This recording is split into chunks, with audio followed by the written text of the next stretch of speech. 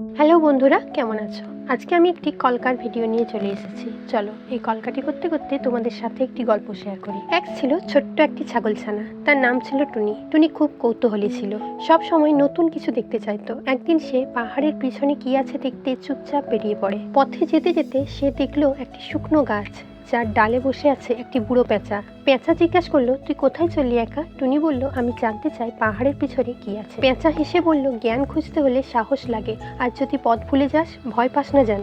টুনি হাঁটতে লাগলো, কখনো পাথরের উপর দিয়ে পেরিয়ে, কখনো নদী পার হয়ে। হঠাৎ করে মেঘে ঢাকা এক উপত্যকা পেরিয়ে সে পৌঁছালো এক সুন্দর বাগানে। সেখানে সব প্রাণীরা মিলে খেলছে আর আনন্দ করছে।